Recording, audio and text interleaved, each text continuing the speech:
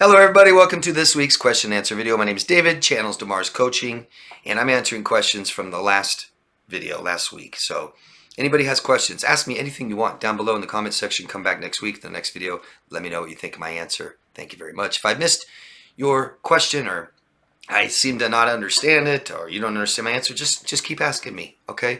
And sometimes the problems are so big, I can't help you just in one question or one answer. Keep it going, okay? So let's get started into the questions. There's a lot of them. All I ask you guys is please tell me your locations. Let us know generally where you are. Don't want addresses. Don't even need the city. Tell us what side of the earth you're on, what continent, what country.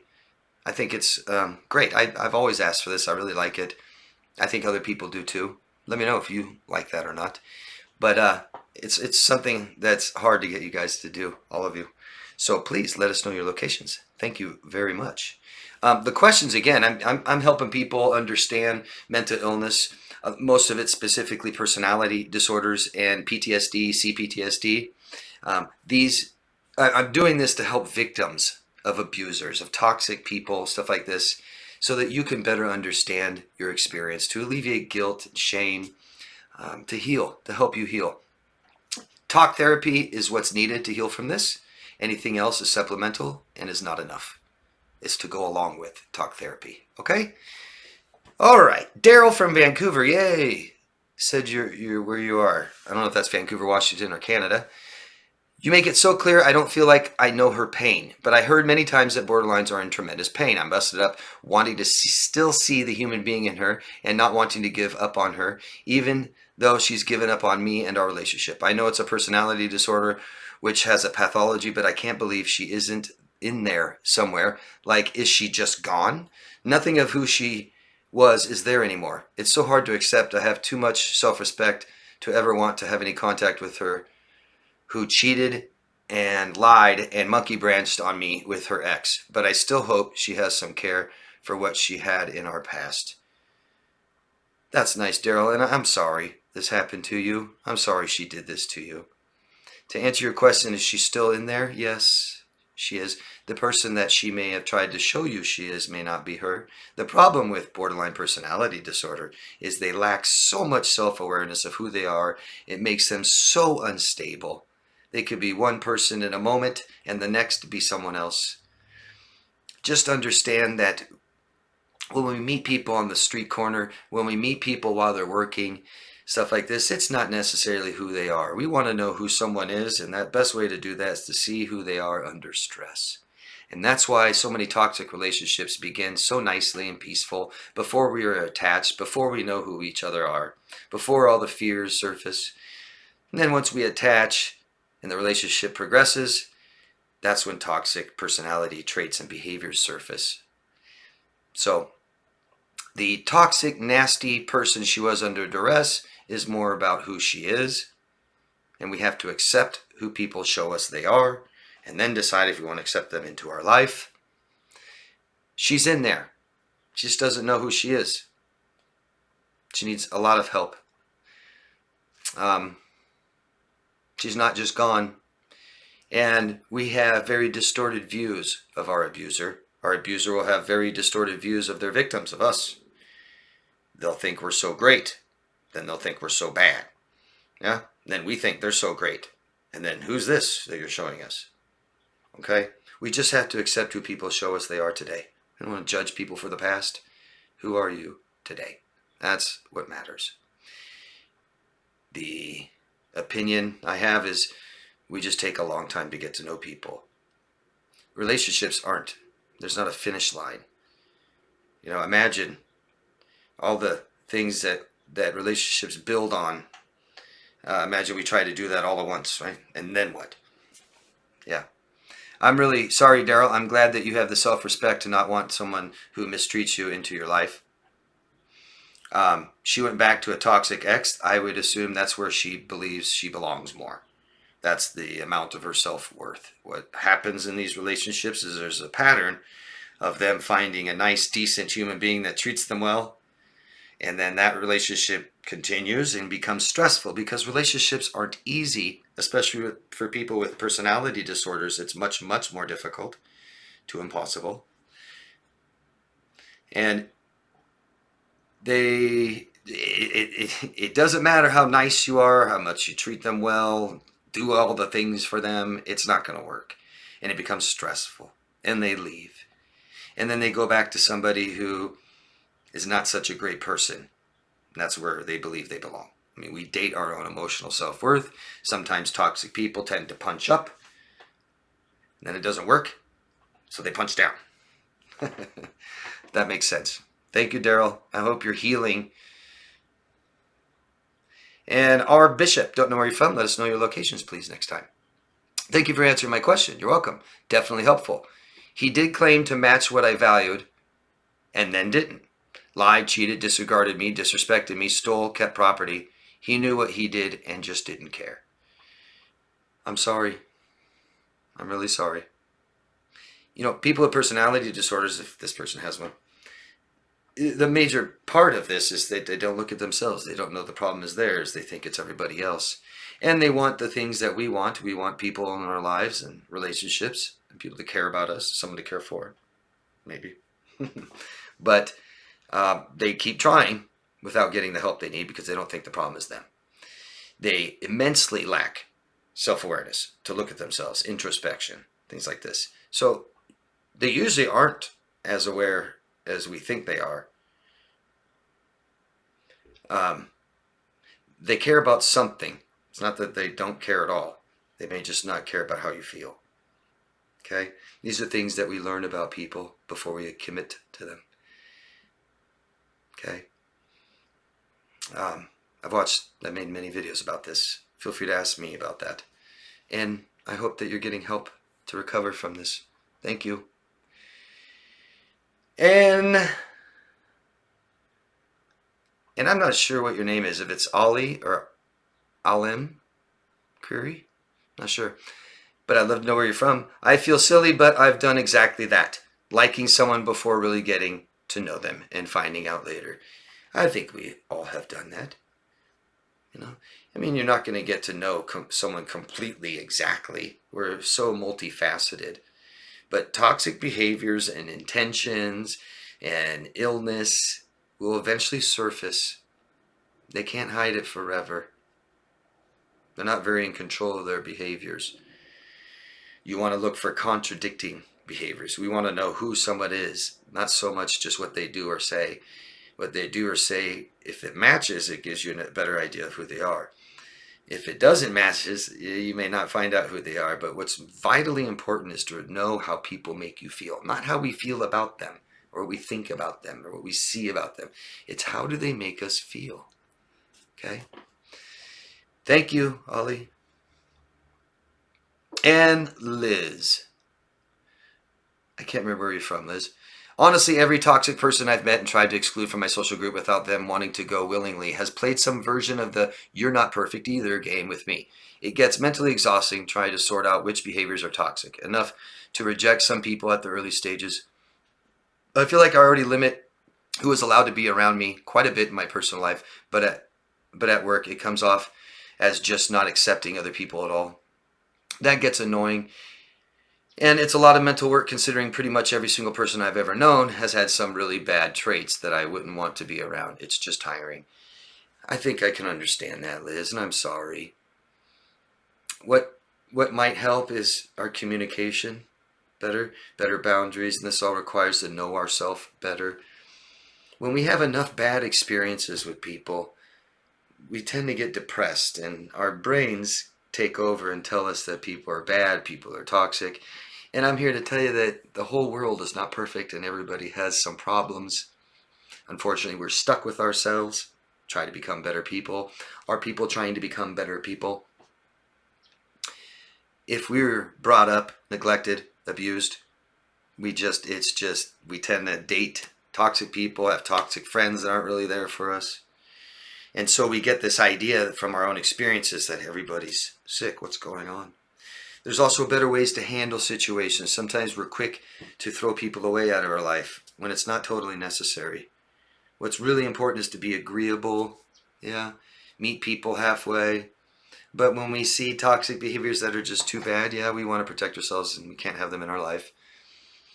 What I'm trying to say is sometimes we see something, a behavior in a person, maybe they just made a mistake instead of that's who they are, But communicating will help with this all the way across the board, from better explaining who you are and what you expect and what your standards are, how things make you feel, how people make you feel, to getting to know somebody and know who they really are before throwing them away.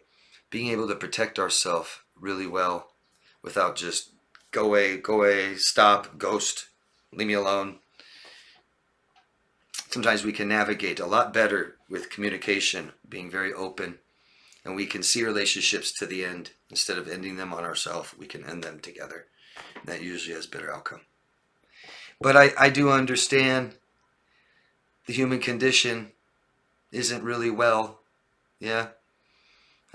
We become hypervigilant to these things if we can't protect ourselves.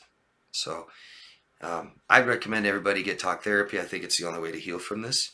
And healing covers so much. It's recovering. It's learning. It's learning how to not make this mistake again, not have these experiences anymore. Because we need relationships with people, period. We've got to have the relationship with ourselves and have relationships with others. That's just who we are. We're too social of animal.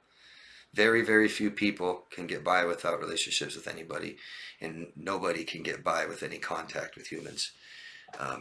Not having our needs met is stressful and depressing, and not having any relationships makes it even worse. Okay. Thank you, Liz. Sorry, I can't remember where you're from. Lawrence Davis from Ohio. Hi, Lawrence.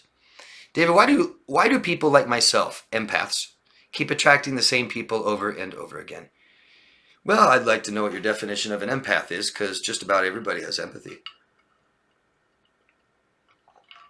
I think when people identify as an empath, I think they're saying that I'm more empathic than other people, meaning either you just know how people feel so well, or you actually feel what they feel with them, and typically that's not very good boundaries. I've had interactions with people, sometimes over 100 a day, get to know them a little bit, and you start feeling bad every time they feel bad and excited when they feel excited. Why? Don't need to. Just say, oh, that's good, and oh, I'm sorry. Took me a long time to realize I don't have to feel bad because everybody else feels bad. You don't have to. It's not very healthy. Yeah. Poor boundaries. Okay, I just ended yet another relationship with someone because the red flags were there. I've done an incredible amount of inner work and stayed single for 3 years, but once again, I attract women with more drama, more issues. I just turned 60 years old, and I think it's time to accept that I don't belong in a relationship. Thanks, from Ohio. And I'm really sorry that that's the conclusion you're arriving at. Try not to give up on yourself and the rest of us, okay? It's vitally important that we finish our healing and our recovery and learning. Most people that even look for help and get help tend to not finish it. Couple sessions, few sessions. I'm not talking just about me. Therapists, psychiatrists, psychologists, they'll all tell you the same thing. That most people don't follow through. Most people don't take all the suggestions that we make. Most people don't keep seeing us until they're better. And I understand. We don't want something wrong with us. We don't want to reach out and ask for help and pay for it and divulge our personal life to a stranger, and making changes in our life can be very scary, very difficult, takes a lot of courage. But most of all, we just don't have the guidance if we don't go get help. There are so many people that are so well informed, so highly educated, have so much experience helping others, might have their own personal experience, or maybe they've been doing this for many years. I know that I can help people heal from trauma, emotional trauma, CPTSD. I have a lot of success with it. I have a lot of people on here saying, I can't find someone to help me.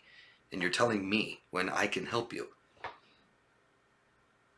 All I can do is listen, offer empathy, sympathy, courage to change, and give you lots of suggestions. It's up to you to take it. But if you believe you're worth it, get help. Okay, Lawrence? I don't know how much help you've had. You said you've had an incredible amount of inner work and you stayed single for 3 years. Maybe we need more. Maybe it's with someone else. If you got help, if your inner work was working with another person. Just think that, somebody did this to us and somebody can help us. That's why we need each other so much. Okay? Sorry, Lawrence. I'm guessing that there's more that we need. Healing is a broad term. Maybe we're all healing from something. Maybe healing never ends. But we need relationships. We need people. And if you're attracting toxic people, there must be an element that you're attracted to them. Seashells. I think it's Shelly. Yeah. Hi. Thank you for telling me like it is. And I don't remember where you're from. It's hard for me to remember where people are from. If you guys could just tell us your locations, let us know where you're from, that'd be great. Thank you. Thank you for telling me like it is. I need a push to get back into therapy, especially right now. When I'm in this difficult time, I need more support. That's right. We all do. You must believe that you're worthy of it. That helps. It's a good start. Yeah. You're welcome. Thanks for the feedback, Shelly. Rory from Ohio. Hi, Rory. It's a great weekend to be in Ohio. I asked you why. Just curious why it's so great this weekend. I know it looks dark. I know it's cold, wet, nasty. My question is, do narcissists also fake it till they make it? Yeah, of course. I think they fake most things. Whether they make it or not, they try. They try to fake it. One of the biggest times this works for us, fake it till we make it, is with confidence. Confidence comes from experience, positive experiences. Without it, it's hard to have much confidence. So we try to encourage people to try. We try to find our own courage to try. But faking confidence actually can help us feel better. It can help us feel a little more confident. Okay? And so we know, they talk about healthy narcissism, but whatever. But faking confidence can help us try something the first time that we don't have confidence in. Like I said, confidence comes from positive results. If I can believe I can do something and I go try for the first time and it turns out okay, I now have confidence. And narcissists do this regularly. Thank you, Rory. Happy Me from the United Kingdom. Hello. I've had to have some negative correspondence with my BPD ex as she's tried to hoover me. You don't have to. You may say not to react to a hoover. I don't tell people what to do. You can react as much as you want to obsessive, toxic people trying to get into your life. The more you react, the more they're in your life. If you don't want them in your life, stop communicating with them. You said, but I need her to understand. Why do you need her to understand? That what we had is over, and so I react to shut down any ideas that she has that we can get back together. The best idea she has that you can get back together is that you always respond. This is obsession. This is somebody that can't heal from loss. Why? They hate themselves. They hate who they're stuck with. Okay? My guess is they don't really want you back in their life. They just can't feel better. They don't know what's going on. They can't heal. They can't process. And so they obsess. Just like you guys watching videos about your ex. Okay? The ex is just contact. They don't care. They're not very controlled in their behavior. They're very impulsive, compulsive. They're not going to heal. So they're obsessed. Okay? Just answering the phone every time they call and they hang up. I had two girls in my junior high, that's 7th and 8th grade, and they thought it was great to call me many times a day. This is when each house only has a landline, and my parents had to answer the phone. They have to be available for their work. And so these two girls would call my house. Is David there? I'd say hello. They'd hang up. Now, how many times do you think they'd call if no one answered the phone? How many times would they keep calling? Stop. How many times did they keep calling because we picked up? 2 years. And I never even knew them. Okay? So, you said you had to shut down any ideas that she has that we can get back together. My question is, why is it that she never replies to me or even try to fight her corner or even argue her reason for wanting to come back? Because it's all too traumatic for her. I'm guessing. I don't know her. But if she has borderline personality disorder, like I said, relationships like this, remember I was saying earlier how stressful they can become? Well, the fights, the loss, all of it is re-traumatizing them. It's traumatic. She doesn't know what to do to make herself feel better. And it's just constantly trying to get a hold of you to help her feel better because you have helped her feel better and there's maybe nobody else. Okay? Why doesn't she reply then? She contacts you, but then why doesn't she reply and fight in her corner and argue for her you shouldn't want it? It's too stressful, too traumatic. You could reject her. Distorted view of you. What is the distorted view of who you are by her? Are you a bad person? Do you hurt her and abuse her? I'm going by just what she says. It must be confusing. Yeah, then you get a little glimpse of how confused they are. Lost, scared, confused. I'm not going to tell you what to do, but I'm guessing this isn't working. Might want to try something new. Okay? If you're done with this relationship, sounds like you've told her many times, don't need to really tell her anymore. It's just like to prove that someone is harassing you or stalking you as they're trying to contact you. Good luck answering the phone every day and talking to them and yelling at them and saying, leave me alone, leave me alone, leave me alone. I'm saying good luck with like police. That doesn't work. Police won't care. He said, she said, goodbye. But if you're real clear one day, and you already have been, don't need to do it again, don't contact me again, and you don't contact them or reply anymore, now they're harassing you. Now they're stalking you. You see that? I'm sorry this is happening. Must be extremely stressful. This is about you and not about her. And it's not about you guys any longer. So maybe get some help and try to process these things and heal from it. Once you're healed from this, you won't care what this person does. Okay? Thank you. All right. Rel Rodriguez from California. Hi. Abandoned mom and 3 and 5-year-olds from California. Can you explain what Hoover exactly means when you talk about it? I get a bit confused of the meaning of Hoover. Thank you. You're welcome. Hoover is after the Hoover vacuum. And the Hoover vacuum sucks, right? So the Hoover is just a general statement for they're trying to come back in your life, trying to suck you back into the relationship again. And it can be just simple contacting, messaging, stuff like that. That's it. Someone contacts you again from your past, whether it was just a week ago, a month ago, a year ago, years ago. I've heard of hoovering again after 30 years. That's scary. But yeah, just contact. We ended the relationship. It's over. However much time goes by, and now here I am contacting you again. Usually not just to say hi and hope you're well. Bye. No, it's right. It's persistent. It's let's just talk. Will you talk to me? I was just wondering this question. Do you want to do something again? You want to hang out again? You want to be together? I love you. I miss you. I'm trying to suck you back in like a Hoover vacuum. That's what it is. And I'm sorry if that's happening to you. Desk Cat 6795. Can't remember where you're from. Maybe you'll tell us at the end. Well, David, she contacted me and blamed me for the relationship failing and about how much she hates me. That's nice.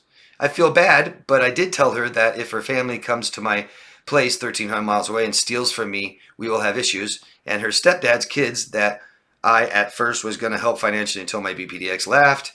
That if she leaves, I might be homeless. I told her those kids could screw off and die. For all I care, she took it as a threat and called police on me over and over. Even though she had physically assaulted me, people at work, and my family in front of a 4-year-old. But in her mind, she did nothing because she had no intention of hurting someone, but still physically assaulted us, so it's okay in her head. Yes, she believes that physically assaulting someone is okay.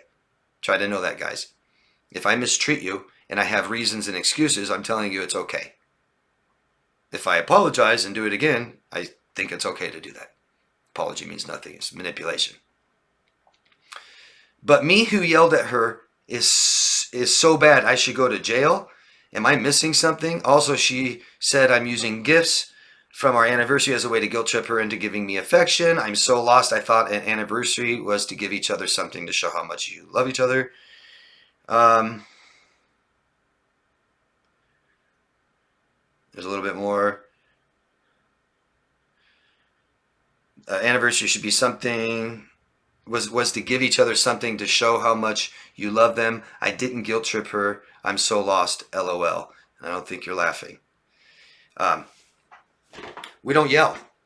I mean, we gotta own, let's own something from this. We keep contacting her. She says she hates me and I still want to celebrate an anniversary. You know, I mean, is the relationship over? Or you don't want to make it work. If you want to make it work, go all in, deep, all in. Try to make it work. And then when it doesn't, nothing else you can do. Yeah? But we can't yell at people. Believe it or not, in this country, yelling at people is considered domestic violence. I said the word. Uh-oh. It is. Yelling, screaming, shouting, banging on things, throwing things, threatening just about anything. It's called DV. And that's when police will come to your house. That's when someone could go to jail. You don't have to touch someone, just so you know. You don't have to beat someone to go to jail for domestic violence. Okay? I'm not trying to blame you. You said, I go to jail just for yelling at someone. You can't in the United States. Believe it or not. Crazy. There's certain states even where if they just get a call and it's domestic, like violence, you guys are just fighting, one will always go to jail. Be careful who you allow into your house, who you allow into your life, your car, all of it. And then she says she's using gifts the anniversary. I don't know what to say about that. You don't really have a question, except am I missing something? You know, a person, again, someone who has been traumatized in childhood and is not healed from it believes they're still a victim. So if you want to have a relationship with someone like that, it's like sending your children out in the playground to play with a third-degree burn victim child. Eventually your child might hurt them, yeah? Just pat them on the back. Oh, you hurt me. That kind of mindset is extremely dangerous. There's a few people that I'm afraid of. One is absolutely paranoid and think that people want to hurt and kill them. That person is extremely dangerous, okay? But someone who believes that they're a victim all the time and every little thing you do is victimizing them, that person is extremely dangerous. It doesn't just have to be some psychopathic murderer, right? There's just so many people in jail and prison never did anything wrong except stayed in a toxic relationship too long. Tons. I mean, I hear about this all the time and read about it all the time. All the time. Not safe. Emotional safety, believe it or not, is more important than physical safety. Sounds funny, huh? Emotional needs are more important than physical needs. Someone can literally kill you from the inside out and never touch you. Okay? I'm really sorry. I understand your frustration. Just by yelling, you go to jail, or maybe you didn't, but they're saying you should. When maybe they're in fact the one that has done things that should put them in jail. But I wouldn't fight with someone like that. I wouldn't have someone in my life like that. If you have another question about this, please ask me, okay? It's David in Canada. Hi, David. Another wonderful video. Much appreciated. Thank you. Question for you about abandonment. An ex of mine was very toxic. I bet they still are. Entitled and selfish. She was also very fearful of abandonment. I bet she still is. While camping one time, I went to the bathroom and was gone for about 10 minutes. When I returned, she was very upset and thought I had jumped in my car and left her with my son. That she would never see me again. Yikes, that is some good rationalizing.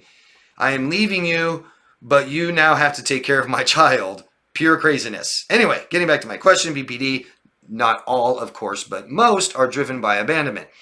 Is that true for NPD? Is that common for NPD? to have the same drive? Your answer is always appreciated. Glad to see that people are starting to ask enough questions for my weekly dose of helping bring sanity to that period of my life. Thank you, David. I don't know if I'd say it's a drive. Drive means I'm to get something, to go somewhere. I don't think it's fear of abandonment. They sometimes are ruled by it, but I don't think their drive is so much different than most of ours. Yeah. I mean, our brains really are programmed us to stay alive and procreate. So we seek out relationships and attachment with others. Most all of us, including them. Now, but is it true for MPD? Well, these are spectrums, right? So not every borderline has much of a fear of abandonment. And sure, tons of people with NPD have fear of abandonment. Absolutely. Especially the vulnerable, the weak, the covert, vulnerable narcissists. I've seen them deathly afraid of abandonment. And I think they take it more as rejection. You see, the borderline not in touch with themselves, not there. But they both carry a lot of shame. Okay, the borderline has that fragmented self. Well, the narcissist just rejects themselves and shows you all ego. And if you reject that, that's a narcissistic injury. I mean, imagine if I had to come up with some fictitious character of who I am and I live by that and that's all I am. And that still isn't good enough. Right? Imagine that. You rejected even this.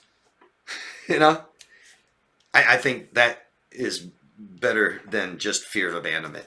I'd say fear of rejection. I think narcissists have fear of commitment, fear of rejection. And you say, fear of commitment? What do you mean? They jumped right in my relationship. Yeah, but they didn't tell you the truth. They had a little side piece on the end that they weren't telling you about. Not fully committed. Fear of vulnerability, fear of commitment, fear of rejection. I think that better explains someone with MPD. Let me know what you think. Thank you. Megan in India. Oh, I got lost here. Uh-oh. Sorry, guys. I got lost. Here we go. Megan. I'm guessing it's Megan. Don't know where you're from. Let us. Oh, at the end. I live in India. You did say that. Sir, how can we deal if we are living with toxic in-laws and toxic parents? I and my husband are really good together. However, our parents and in-laws are trying to separate us for no logical reason. My mother is planning to kill me along with my sister and brother-in-law to gain my dad and my grandfather's property. Please, can you suggest how we can deal with the situation? I live in India. Okay, so I'm taking you literally because that's how you wrote it, and there might be a little bit language barrier here. So I'm just going by someone you're living with is literally trying to kill you and other people. What do? Leave. I don't know what else to say. You don't want to live with someone trying to murder you. You ask me, and if you're asking me, how do I live with them? I don't know. Get a gun. I mean, I hate to, try to invoke violence, but this is about self-defense. I don't know what to tell you besides leave. Stay on their good side. Let's not try to fix relationships. Just, okay. But I think we need a plan. Safety first. I would do every single thing you can to get out of there.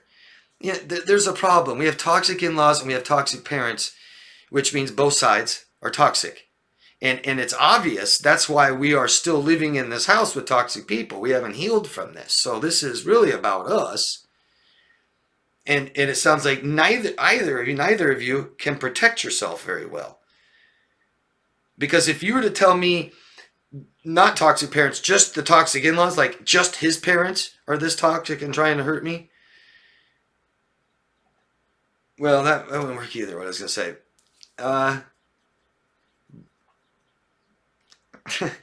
You asked me, how do I navigate in the same house with someone trying to kill me and toxic and stuff like this? So get out of there as fast as you can, which requires a plan. And really nothing else matters except your physical safety at this point. That's it. No more arguments. No telling them what you want. Don't tell them no. You're in their house. Make them happy. I don't know what else to say. I'm stuck here. You know, there's methods like gray rock where we don't react to our toxic person until we finally get out of there. You're in India. I don't know what the laws are like there. Do you have some proof this person wants to kill you? Here in America, if I was in any kind of a situation like that, maybe you go fill out a police report and let them know. I get a lawyer to tell them to leave me alone. I don't know how that works in India. But if it's this dangerous, we have to get out of there. So what should I do? Leave.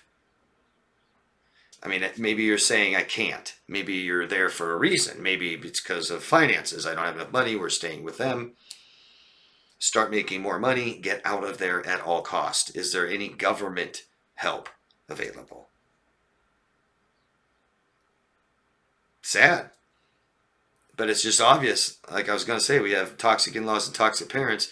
That means both of you aren't very good at holding your boundaries, keeping yourself safe, and communicating all of this. And now you're asking me how to help you. This has gone too far if you're being literal and these people are trying to kill you.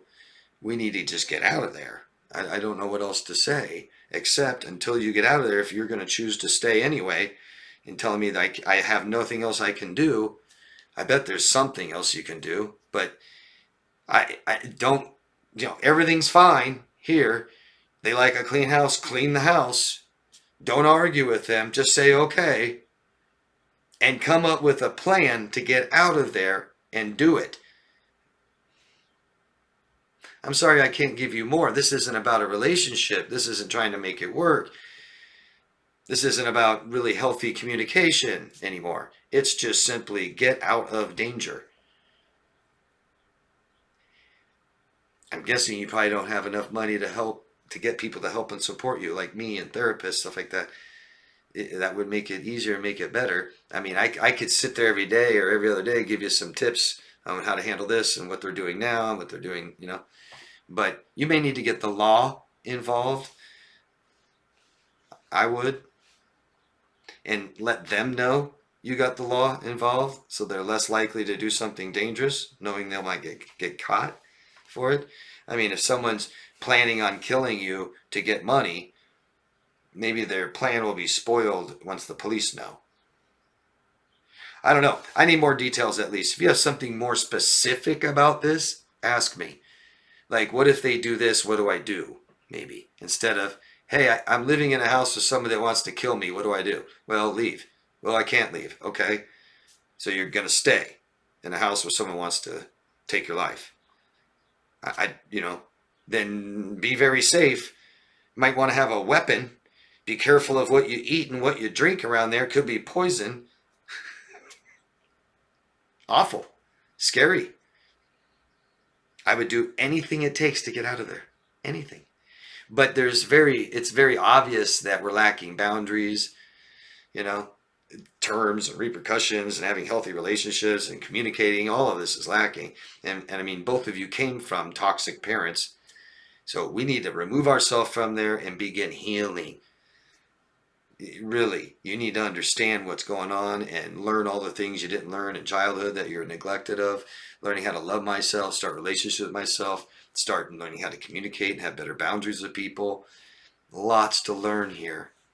But I think just all that matters right now is just getting out of there.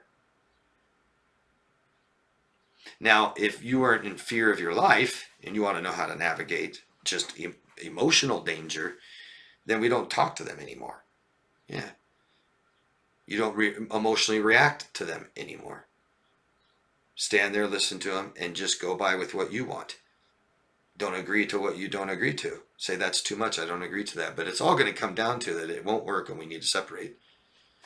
So, you got to get out of there. I'm really sorry. I wish I could tell you better tips. Protect yourself. I mean, I don't know how they plan on carrying out this act. Why don't you ask me some more so I can try to help you better, okay? I'm really sorry. Ben from South Florida. Hi, Ben. I have a question for this week. After escaping my narcissistic family a year ago with no money and no job, I went into a shelter, worked for a year, and saved up money to move into a low-income weekly rental. Good for you. That must have been hard. My neighbor who lives next to me has a girlfriend and has it in his mind that I'm trying to get with his girlfriend. I keep to myself and I don't talk to anyone. I work 50 hours a week, and when I'm home, I sit outside and smoke a cigar and listen to music or your videos. I hear my neighbors fighting all the time, screaming at each other all hours of the night, sounding like they're going to kill each other. So yesterday I was sitting outside minding my own business, and my neighbor came outside and said, out of nowhere, "Why are you watching me? You are keep spying on me." Of nowhere, we get into an argument, and I begged him to just leave me alone. I believe his girlfriend is trying to triangulate me with him.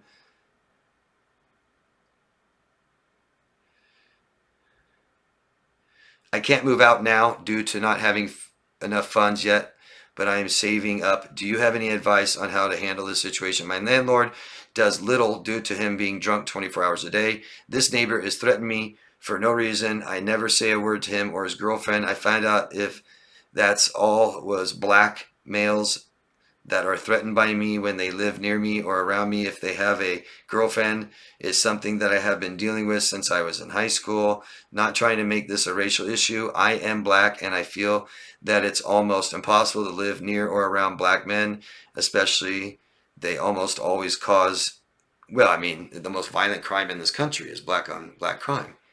I could understand that. That's how it is. A lot of white people don't know that. Okay. What do I do? You probably don't have to move. If you want to move for other reasons, yeah, get out of there. So, and where did you say you are? I don't think you told me. I'm just always curious.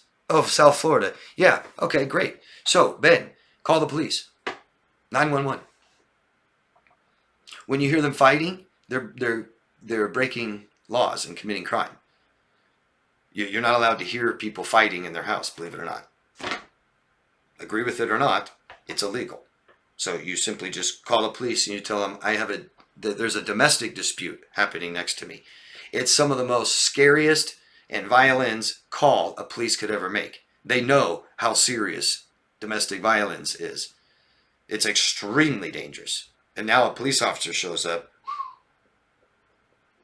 But they'll come, okay? And they're not allowed to do that. And once someone calls and complains about it, now they're disturbing the peace. So, and then if they come over and talk to you, you tell them, don't talk to me. Leave me alone, go away. If they don't, call the police, because that's illegal too. Simply unwanted attention is illegal. I'm not allowed to come yell at you, even from the sidewalk. I'm not allowed to keep knocking on your door if you don't want me to. You tell them not to, and you call the police. Okay? Either of them. You do not conversate with them. Don't argue with them. Say, get out of here. Get away from me. Leave me alone. Call the police. They'll help you. I promise. Because these people are so unstable, I guarantee you enough altercations with police officers and at least one of them's going to jail. Yeah. Especially when they're fighting. That's when you want to do it. When they're at the peak of their fighting. Call the police. That's it. Call the police. All three reasons. Call police, call police, call police. And I promise you this will stop. Eventually. Your landlord, keep complaining. And telling them. And document it. Send them a copy. Knowing that you made a copy of this.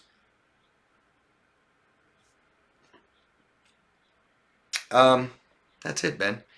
I wouldn't be too scared. Don't get involved. Because that's a scary situation. But just leave it over there. They come over, go inside. Shut and lock your door. Say, leave me alone. Go away. Don't come over here again. Don't talk to me again. And don't interact. Anything else. Don't defend yourself. Don't threaten them. Don't raise your voice. Please leave. Get out of here. And when they don't, you just simply, where's my phone? You just simply pick up your phone. Everybody knows what you're doing when you look at somebody and they won't leave you alone, and you go, please, tell them your address. That's it. Because they're committing crime. Right? They're breaking the law. So report it. That's the best way to stop crime. Community policing. You see crime, report it. That's how we stop it. I don't care. You call me a snitch if you want. I don't care. Snitch. Yay. You're a criminal. You support crime. I'd rather be a snitch. Yeah. I don't want trashy ass, disgusting, violent neighbors. I don't want to listen to it. I don't want them coming over to me. And you're right. What she's doing, she's probably telling him, oh, he flirts with me. He looks at me.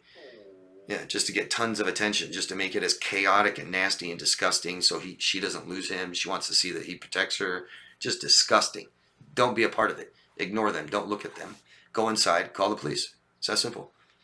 Okay? Do not get involved, no matter what you do. Don't conversate with them. The more you get involved, the more dangerous it gets. And I'm sorry you have such awful neighbors. A lot of people don't know how to live with people. And a lot of people don't even know how to live next to someone. I love people that choose to live in the city and can't keep quiet enough. You want to go live with neighbors right next to you on either side of you, but you want to yell and scream and everyone's got to hear you're fighting. Eva Shelley, 2821. Don't know where you're from? Tell us your location next time, please. Thank you. The narcissist even will lie, whether they take a shower or not. But you smell bad. I know he didn't shower for maybe a few days. Why lie about taking a shower? Well, it's the same reason that he's not taking showers, because he's depressed. It's one of the biggest indications, right? I've known people that won't shower, they'll wipe. I've heard of people not showering for years and just wiping themselves, and they think that's enough. No, it's not. We need rinsing. We need water to rinse us. It's not soap that gets us clean. It's rinsing that gets us clean. You put soap all over you and leave it there. You really clean? No. Still got the dirt on you. Soap helps you rinse better. A lot of people don't know that. Yeah, rinse, rinse, rinse. But only if you believe you're worthy of it. Now, another reason that we shower is out of respect for other people in society. So a lot of sociopaths don't bathe. They don't respect society. Don't want to be a part of it. Don't care. But the reasons that most of us will dress up and smell good when we go out in public is respect for the public, for society. This guy doesn't respect himself, you, or society. Massive depression. So instead of trying to get someone to take a shower, just accept that this person is disgusting and will smell bad every day. And then decide if you want them in your life anymore. I wouldn't. I won't say a thing to them. You don't shower? Bye. I don't want to be around you because you smell all the time.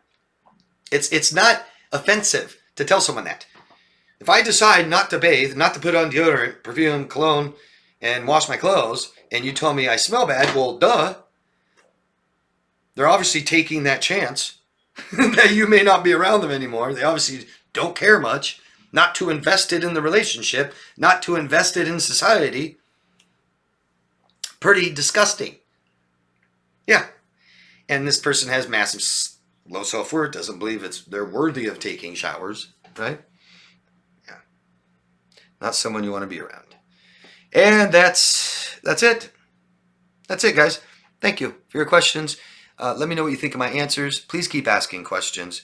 If you like this video, share it, like it, subscribe to the channel, and love yourself first. I'll see you guys next week. Thanks. Bye-bye.